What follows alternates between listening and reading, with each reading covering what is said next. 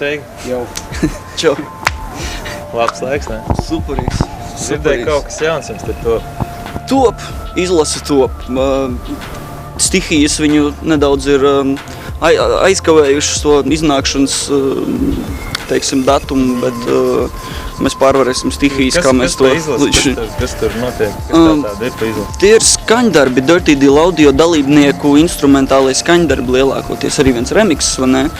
Bet pārsvarā tā ir instrumentālā mūzika, ko mēs taisām, katram, kā jau es pagājušais, kad viesojos, teicu, katram atsevišķi stili un tam līdzīgi, bet principā tas, ko mēs daram, to tur var dzirdēt ļoti labi. Kādi, teiksim, producenti tajā izlasē ir iekļauts?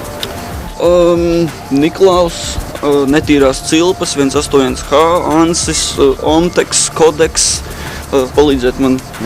Milk-Tune, Kristofs. Transformers. Diezgan daudz. TV Maskava. Korona. Oriola. Cik tad jums tur to skaņdarbi? 17. Un tik daudz. Tur tā, mēs tā. Vēl arī būs, piemēram, ir tā beat mūzikas puse, ko Ants Niklau pārstāv, bet vēl arī būs arī pilnīgi jauni pāris vārdi, kas arī nav zināmi, piemēram, Ka piedalīšanās kaut kāda? Dreamerlines, tāds džekiņš, kas... Vai viņš ir tajā projektā Dirty Deal, vai tas ir kaut kas atsevišķi? Tas Dirty Deal Audio ir vispār, mēs esam apvienojušies un cenšamies... Mēs esam tā Latvijas beat mūzika, kas vispār ir tādas pašās elektroniskās mūzikas... Bija tas labs vārds... Vēstniecība, Latvijas beatmakeru vēstniecība, teiksim. Man liekas, ka mēs cenšamies aptvert to, kas ir tas kvalitīvākais un foršākais patreiz uz tā mirklī. Kāpēc jūs vispār veidojat tādu skaņdarbu izlasi kādam mērķim? Es atbildēšu. Tas tāpēc, lai saprastu, kas notiek gan šeit Latvijā, vietas, kas ir tie paši foršākie, un tas ir mūsu viens no galvenajiem mērķiem. Nevis viens no galvenajiem mērķiem, bet viens no mērķiem ir, lai mūs pamana ārpusē. Mēs tikko viņi iznāks ārā, mēs tieši strādāsim uz to, kad sūtīs apkārt pa lielajiem blogiem un uz kaut kādām atslēgu punktiem, kas ir, ja viņiem patīkās un ja viņi to mūs atskaņo un par mums runā, tad mēs gribam iet kaut kādā internacionālā apritē.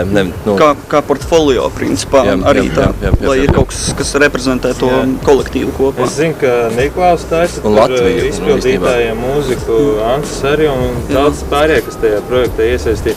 Ar ko, teiksim, atšķirās šie skaņdarbi no tiem, kas tiek veidot izpildītājiem? Teiksim, es domāju, tīri loģiski tas, ka tur mazāk prasās to vokālu klāt.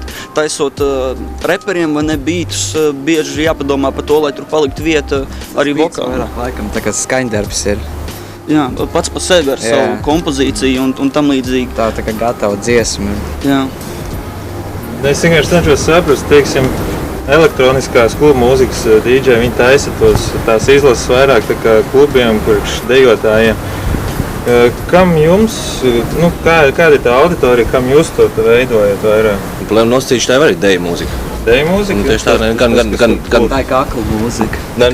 Vingrojamā mūzika. Tas kā man liekas, gan klausīties, gan dejot, piemēram, kad, Ansis Niklaus spēlē, jūs jau nespēlējat to, kas, kad stāvēt klausīties, bet arī, man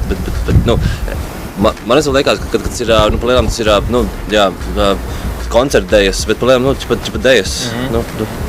Bet, teiksim, uz šiem te skaņdarbiem arī izpildītāji var tā kā uzrepot, vai tie vairāk nav tādi tehniski domāti? Ja protu var. Ja viņiem izdodās, kāpēc ne? Tur ir panti, piedziedājumi.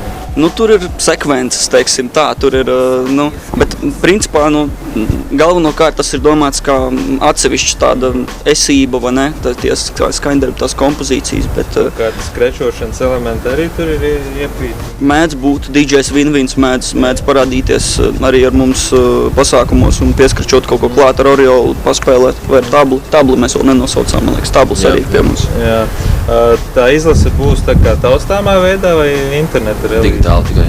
Jā. Digitāli. Viņi varēs iegādāties, vai viņi būs tā kā promo? Viņi gan varēs iegādāties, bet arī varēs pats nosaukt savu cenu. Jā.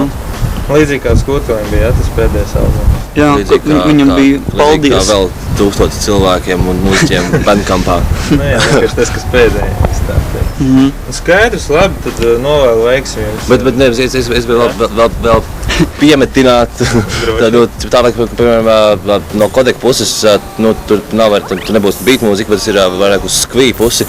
Tas pats Dreamerlines, tas ir uz tādu, arī kādu, es pat nezinu, kādu definētu, kaut kādu tā kā glitchīga mūzika un kaut tam līdzīgs. Tur, tas nav tikai tā viennozīmīgi. Hip-hops, tur ir dažādas tāds kokteils. TV Maskavā, arī tāds eksperimentālāka puse un tā, tas tā kā, man liekas, patreiz zem tāda Dirty Audio jumta ir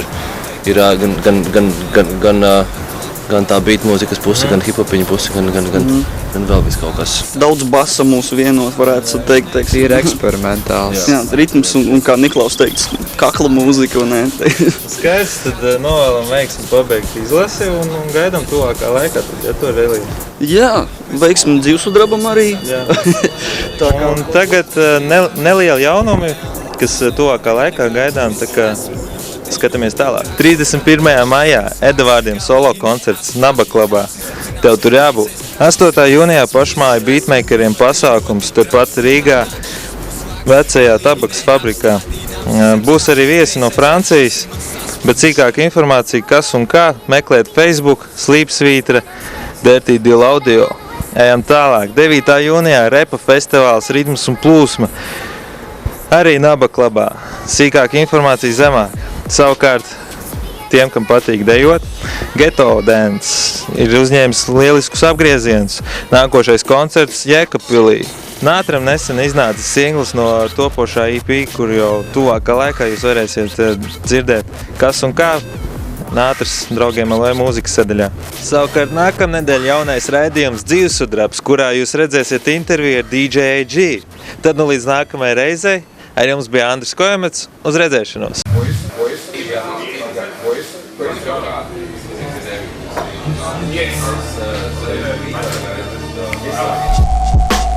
Ko vēl var gribēt, kolosāli pieskaņots.